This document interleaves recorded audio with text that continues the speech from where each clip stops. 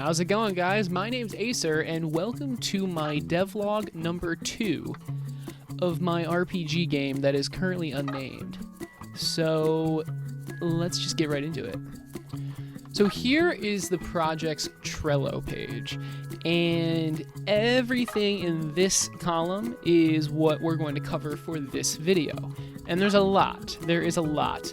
Mainly in this video, though, I've done combat and I've done menu stuff, specifically stuff for the settings page and the quest list page. And I've actually made the menu page, which is cool, which was not a thing before, and a ton of other stuff. But that's the main idea with this devlog: combat and some menu stuff. And a quick note, I'm not going to be going over literally everything here, but if you want to read through what was finished, the link to the Trello is in the description. So here it is. I'm sure you notice a ton of changes, but most notably the character.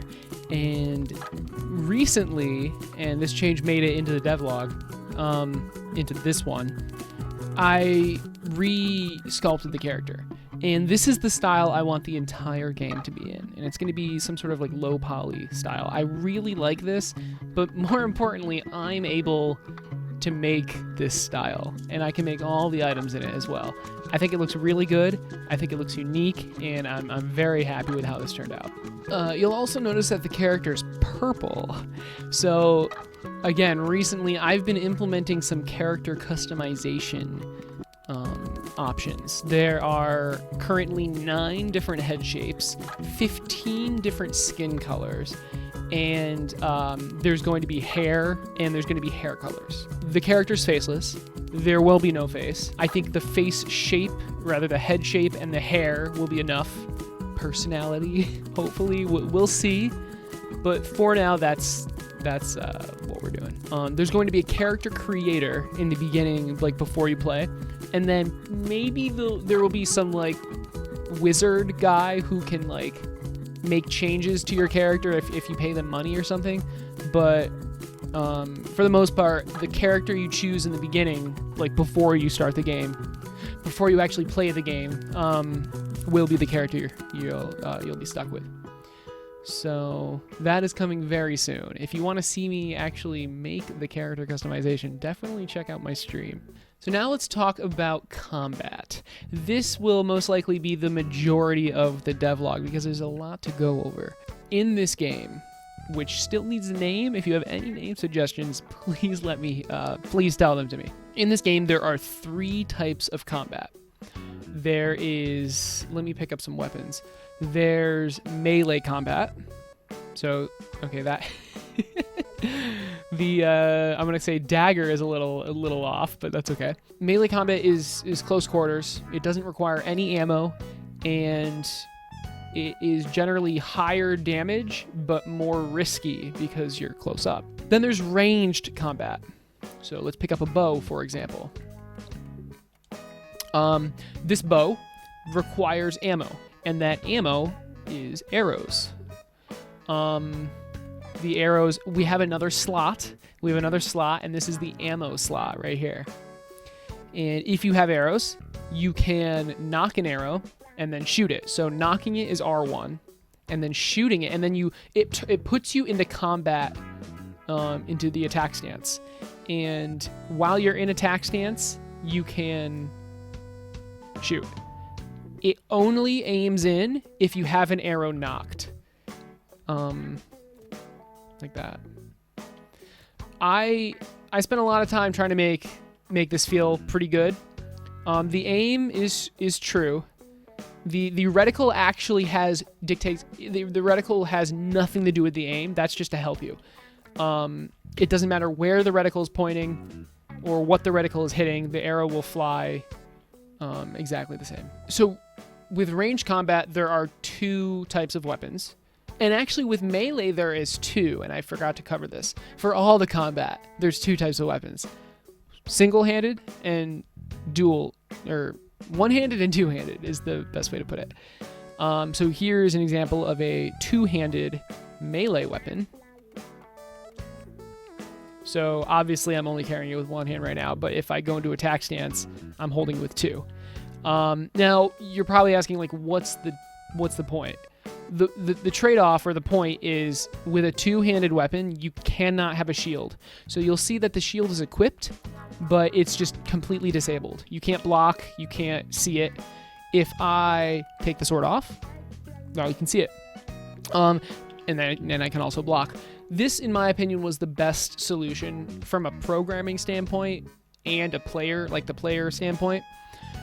Let's say equipping a two-handed weapon unequips your shield.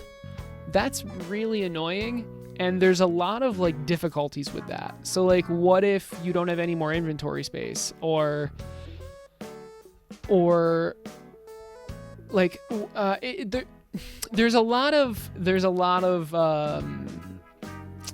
little things that could go wrong with trying to, like, unequip the shield, or even not allow the weapon to be equipped if you have a shield on. All of these things are just annoying. So the easiest solution was to just disable the shield. It's still there, but it's just completely disabled. So this effectively gives you an extra inventory slot, kind of. But anyway, so yeah, that's the trade-off. You can't have an offhand. But generally, two-handed weapons, well, not generally, always will be better than one-handed weapons. It's just with one-handed, again, you can have an offhand. So this is an example of a two-handed melee. And again, here's an example of a one-handed. And notice how the shield immediately comes back. I'm just really I'm gonna quickly get a better one-handed sword. So let's sell this and buy this one.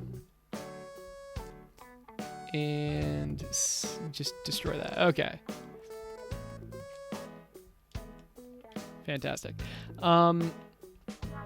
Right, so with ranged, you also have one-handed or two-handed. Obviously, the bow is two-handed, so notice how there's no shield.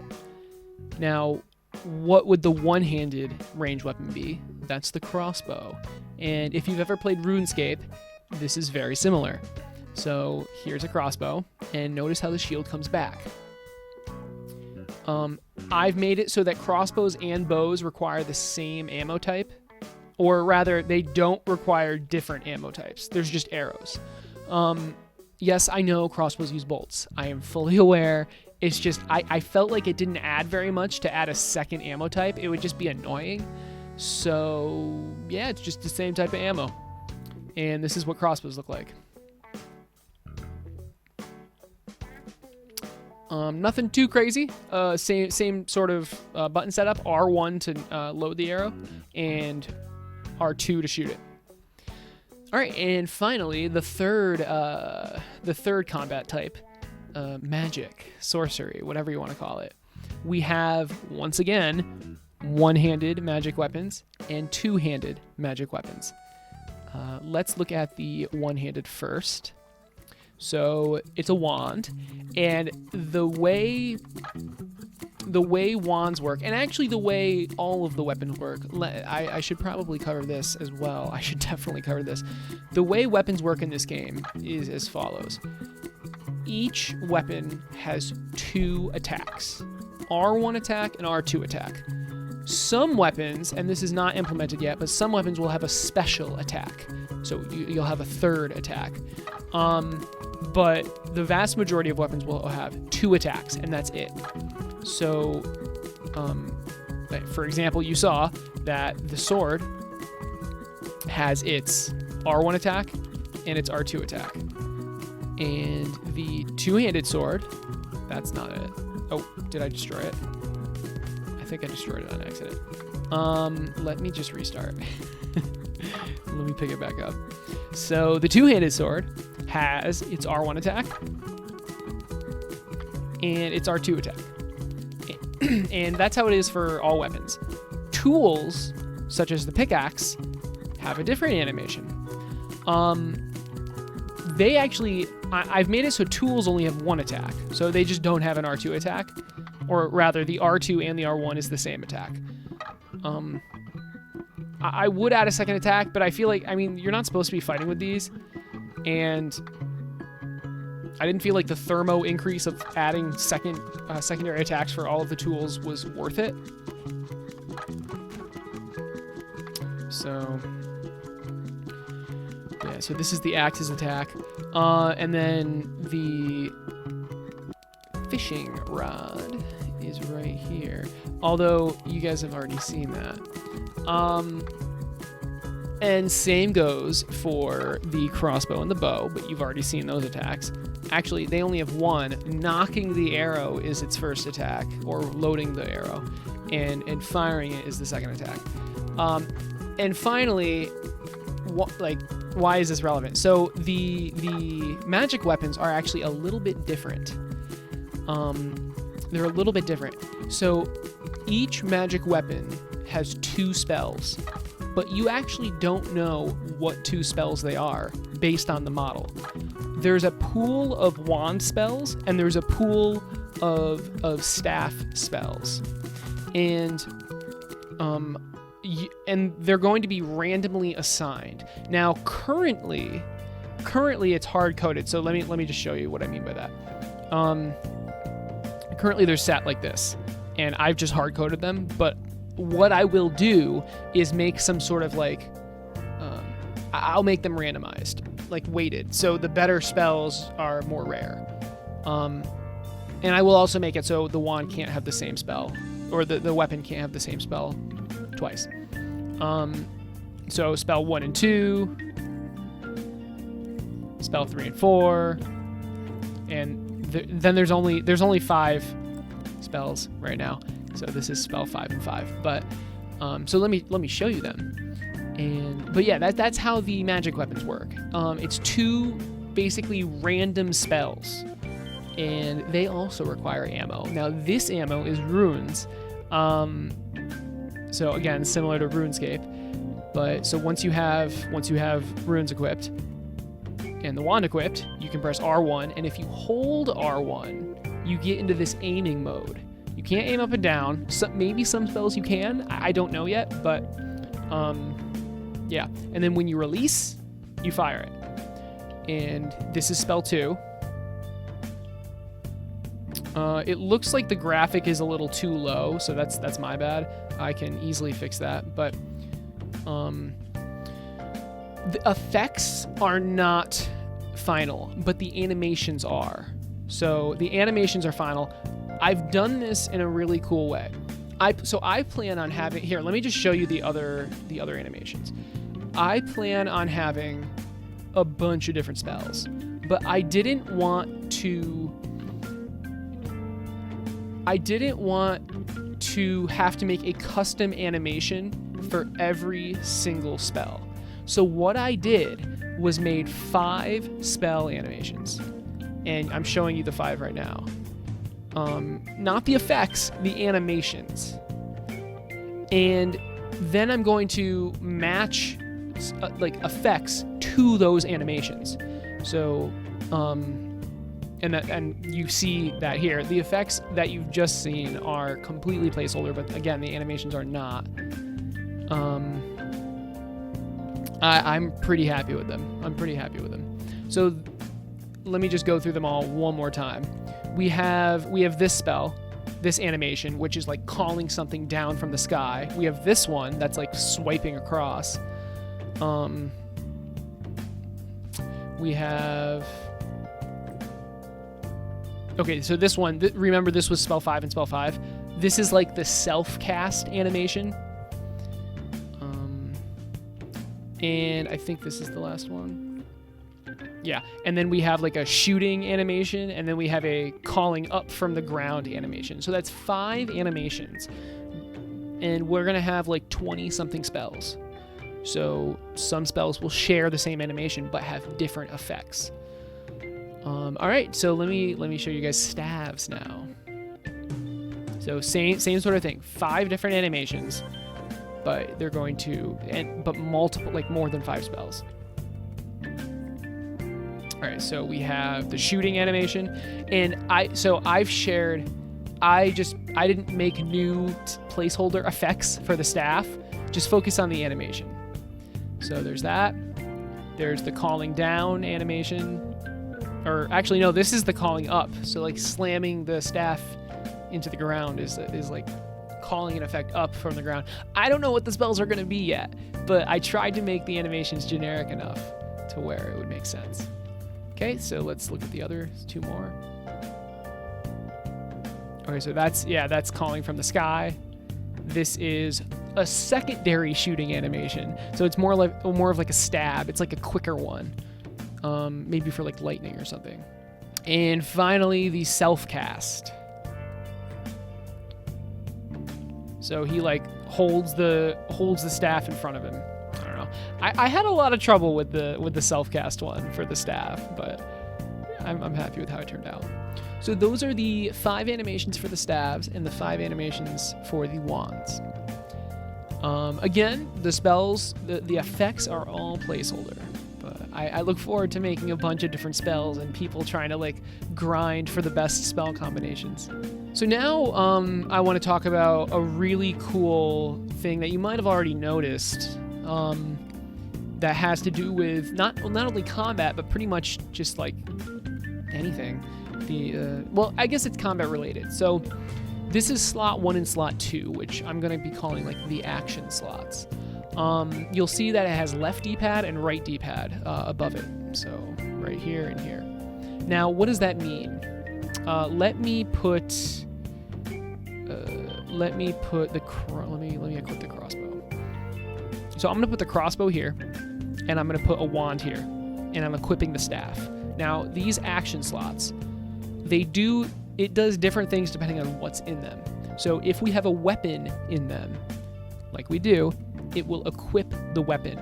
And if we already have a weapon equipped, it will swap the weapon. So watch, when I press left D-pad, now the wand is equipped. And you notice that nice little animation.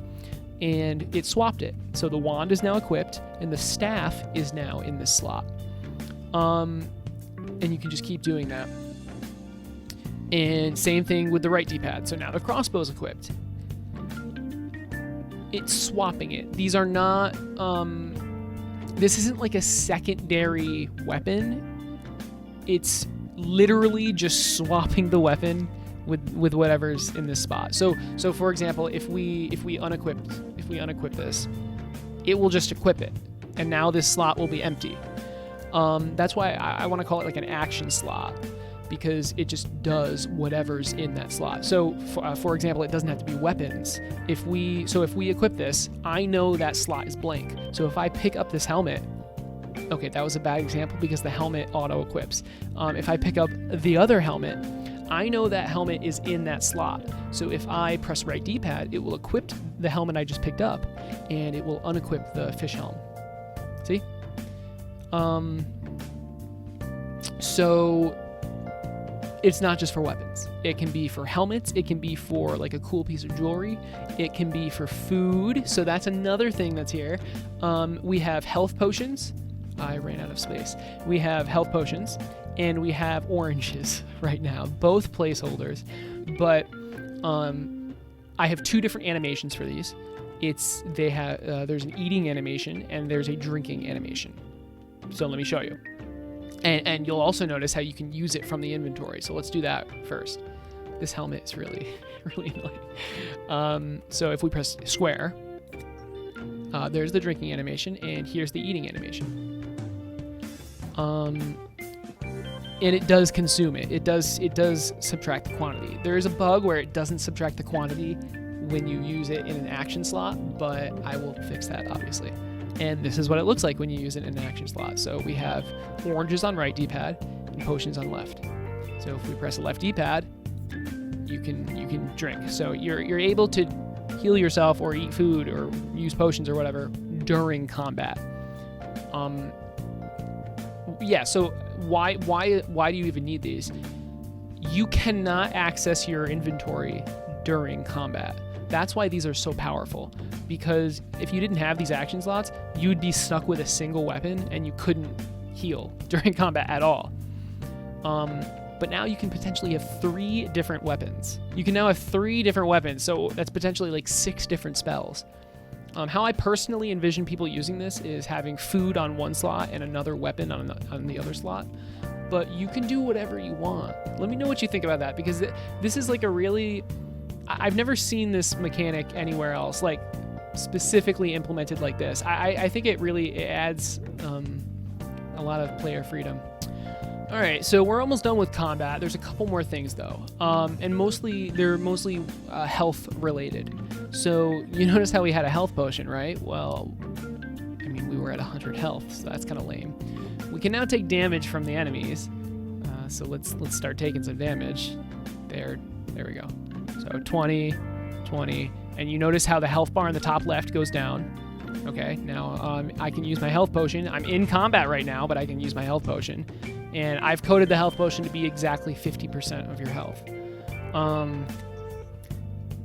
So we can lose health. You can also insta-die, so I might put in like insta-death zones. Notice how the health goes to 0, and we can respawn. And it goes back up to 100 when we respawn. So yeah, we've got a pretty nice player health manager system. So really quick, I do want to go over like how eating and potions are going to work. The idea is that food, like eating food, anything that uses the eating animation will give you, probably not give you effects, maybe, but it'll heal you slowly, very slowly over time. So the idea is that you're supposed to use food out of combat, and you're supposed to use potions, which work very quickly and are very powerful in combat. That's the idea with food versus potions. All right, so let's go over the menu. It's not just an inventory anymore, guys. It is now a fully fledged menu. So check this out. There's multiple different pages. You see the UI in the top, which looks really, really clean. I'm really happy with how this turned out. I don't want the health bar showing in all the pages. I will fix that. I plan on redoing the UI, how the inventory looks, potentially in this style, and then I'll stylize it further once I get that nailed down. But so let me just go through all the pages. We have the inventory, and now we have skills, which is obviously not finished yet, or started rather. And what's going to be on the skills page? There's no skill tree. Excuse me. There's no skill tree. There's none of that kind of stuff. There's no skill points. The skills page is purely going to just show what level your skills are and what you get at certain levels, and your XP and how much XP you have. Again, think RuneScape if you've ever played it.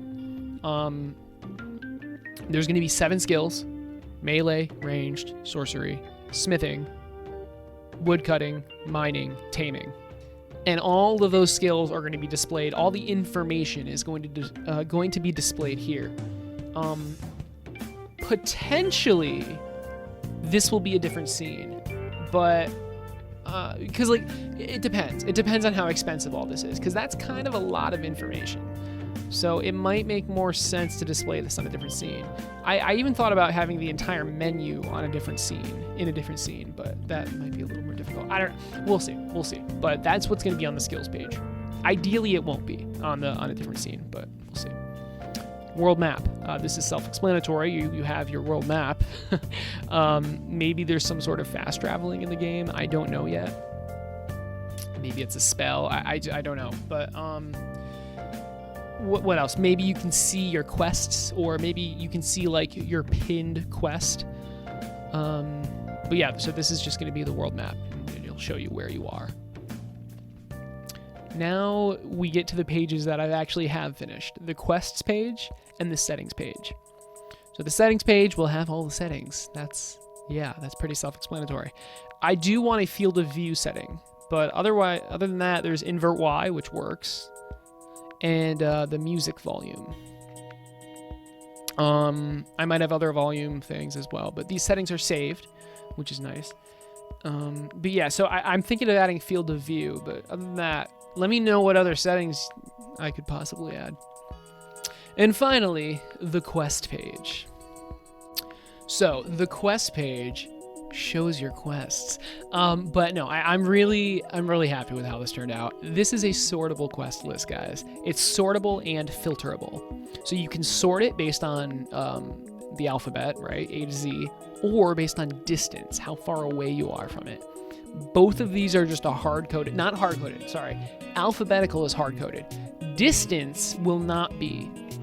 Distance will literally be how far away you are from the starting point. And if the starting point is in a different scene, I will do some math to figure out like how far away that is. But, so yeah. So when I press X, it refilters it. Let me actually stay on all. So based on distance, and it should be here eventually. It's probably at the bottom because they're all the same distance right now, and based on alphabetical. The cooler part, I think, personally, is the filtering. So we can filter it based on what? Based on, so we can filter the list, right? So we can get rid of everything but the unstarted quests, which are red. We can get rid of everything but the started quests, which are going to be cyan, or the finished quest. Now, obviously, we don't have any started or finished quest. It's only unstarted. So let's see what happens when we start the test quest to test quests. So if we go here and read what's on the right, it says start the quest by talking to the shady guy in the far corner. Here he is, and if we talk, he says, "Hey kid, I need you to give me 2 logs, 2 ore, and a fish. Can you do that for me?" If I say sure, the question mark turns to an exclamation point, and in our quest list, our quest page, you'll see that it's no longer in unstarted. It's in started. And if we do all, it's there as well. You'll also notice how the first line is grayed out because you're finished. That's been completed. And now it says the next step. So bring you that stuff. You don't actually have to do that to continue. He just asks, "Do you have what I asked for?" "Yes, it's all here." And he does that little dumb animation to signify that it's finished. And he has 2 shadows for some reason. Just interesting. But so if we go to the quest list, it's now green. It says it's completed, and it's grayed out. So now in finished, it's there. This game, the entire game is quests, right? That's the entire game. That's doing quests and leveling up. So I wanted to make sure that this interface was good, and I'm really happy with this. I'm really happy with how this turned out. So something that's not implemented yet is your pinned quest. I want you to be able to pin a quest, and then whichever quest is pinned, 2 things will happen. The next step will appear on the world map, if possible, maybe. Not sure. I'm not sure about the world map stuff yet, but what I am sure about is the next step will be displayed on your screen. So probably in the top right, it'll say the quest name, and then under it, the current step. And let's say the current step is collecting something, collecting logs. It'll have like 0 out of X logs. So that's gonna be nice so you don't have to like continuously go back into the quest page to see like what you need.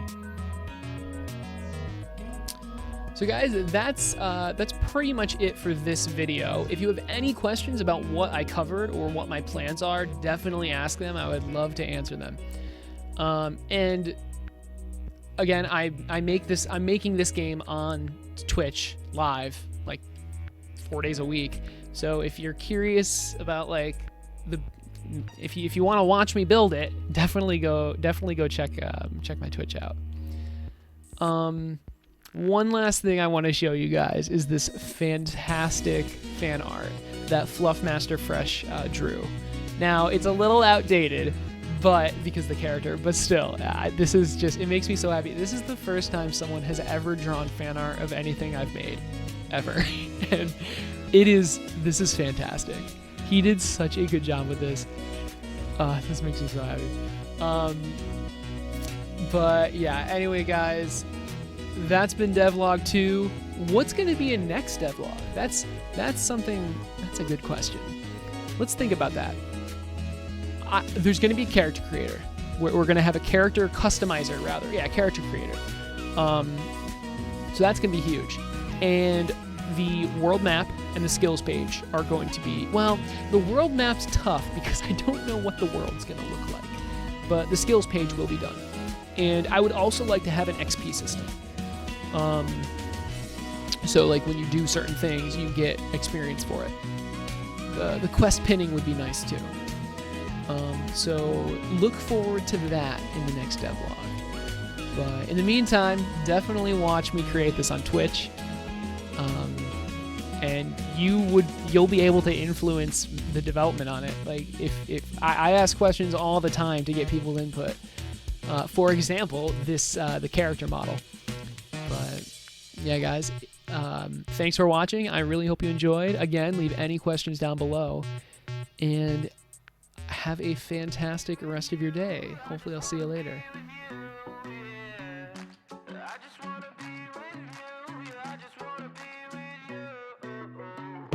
I just wanna be with you.